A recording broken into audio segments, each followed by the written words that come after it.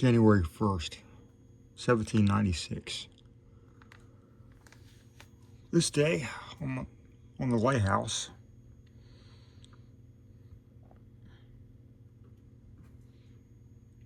I make this entry in my diary.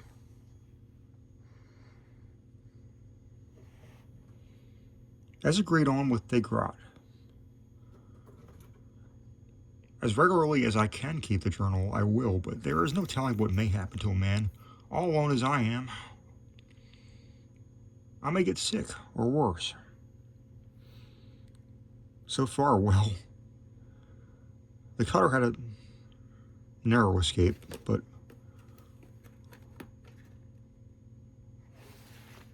why dwell on that? Since I am here, all safe.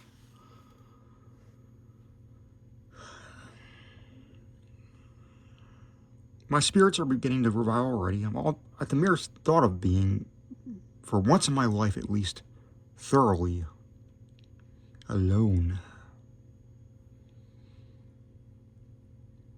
Of course, Neptune, large as he is not to be taken into consideration as quote-unquote society. Would to heaven I had ever found in quote-unquote society one half as much faith as in this poor dog.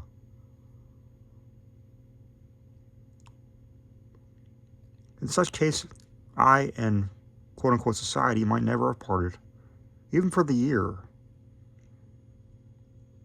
What most surprises me is the difficulty Descartes had in getting me the employment, and I a noble of the realm. It could not be that the consistory had any doubt of my ability to manage the light. One man had attended it before now, and got on quite well as the three that are usually put in. The duty is a mere nothing, and the printed instructions are as plain as possible. It never would have done to have let Orndorff accompany me. I should never have made any way with my book.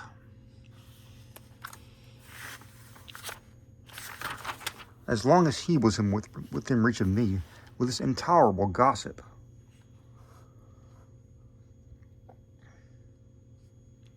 Not to mention that everlasting meerschaum. Besides, I wish to be alone.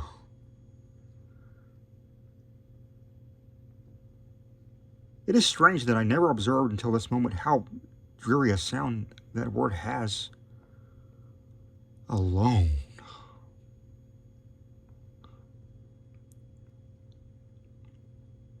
I could have fancied there was some peculiarity in the echo of these cylindrical walls, but oh no. This is all nonsense. I do believe that I'm going to get nervous about my insulation. That will never do. I have not forgotten Descartes' prophecy. Now for a scramble to the lantern and a good look around to see what I can see. Let's see what I can see indeed, not very much. The swell is subsiding a little, I think, but the cutter will have a rough passage home, nevertheless. She would hardly get within reach of the Norland before noon tomorrow, and yet it can hardly be more than 190 or 200 miles. Jan 2nd.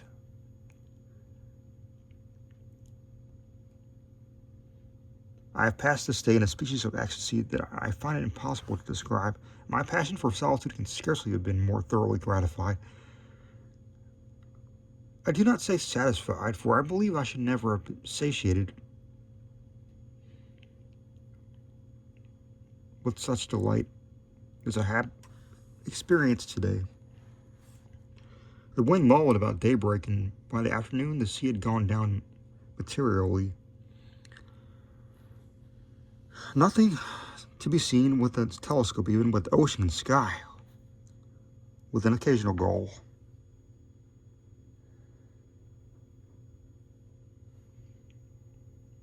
Jan 3. A dead calm all day. Towards evening, the sea looked very much like glass.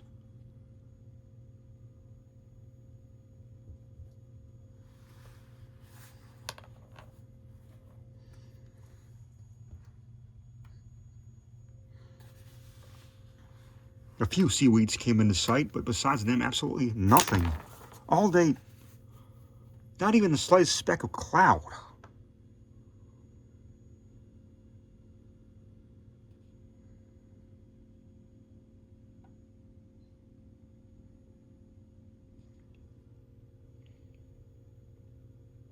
I occupied myself in exploring the lighthouse.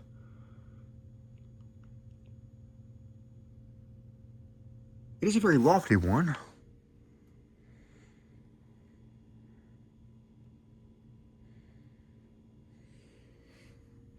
As I find to my cost when I have to ascend its interminable stairs, not quite 160 feet, I should say, from the low water mark to the top of the lantern.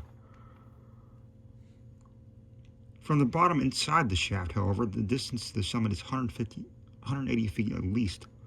Thus, the floor is 20 feet below the surface of the sea, even at low tide.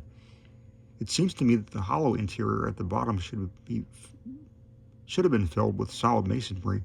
Undoubtedly, the whole would have been thus rendered more safe. But what am I thinking about? A structure such as this is safe enough under any circumstances. I should feel myself secure in it during the fiercest hurricane that ever raged. And yet I've heard seamen say occasionally, with the wind at southwest, the sea has been known to run higher here than anywhere. With the single exception of the western opening of the Straits of Magellan, no mere sea, though, could accomplish anything with this solid iron riveted wall.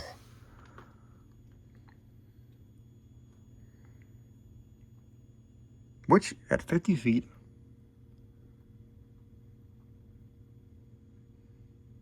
from high water mark, is 4 feet thick. If 1 inch, the basis on which the structure rests seems to me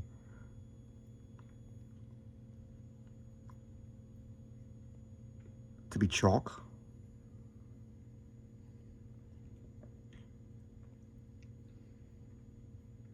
Jan 4,